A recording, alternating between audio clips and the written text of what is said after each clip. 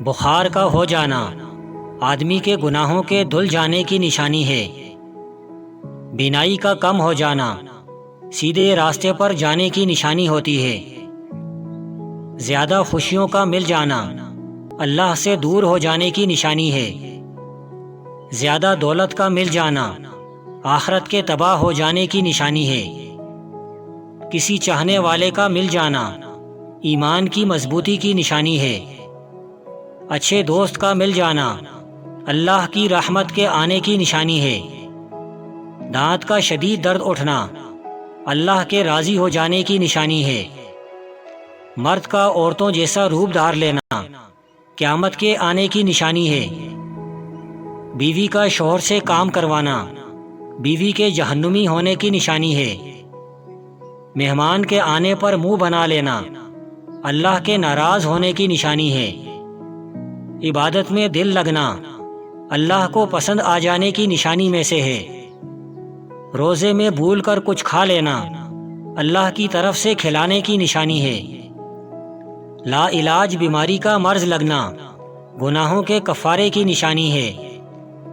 کانٹے کا چبھ جانا ایک گناہ کم ہو جانے کی نشانی ہے۔ سادہ لباس پہننا بندے کے پرخلوص ہونے کی نشانی ہے۔ جس کو دیکھ کر اللہ یاد آ جائے اللہ کے ولی کی نشانی ہے۔ عورت کا پردہ نہ کرنا اللہ تعالیٰ کے ناراض ہونے کی نشانی ہے۔ مرد کا دنیا سے دل لگانا اللہ کے ناراض ہو جانے کی نشانی ہے۔ والدین پر پیار آنا اللہ تعالیٰ کے راضی ہو جانے کی نشانی ہے۔ مومن کا جھوٹ بولنا اللہ کے غضب کو دعوت دیتا ہے۔ بزرگوں کی محفل سے اٹھ جانا مصیبت اور مشکلوں کو دعوت دینا ہے۔ بیوی کا شوہر سے بدسلوکی کرنا اللہ کے غضب کو دعوت دینے کی نشانی ہے۔ اللہ جب کسی سے راضی ہوتا ہے تو اسے آزمانے کے لیے مشکلوں میں ڈال دیتا ہے۔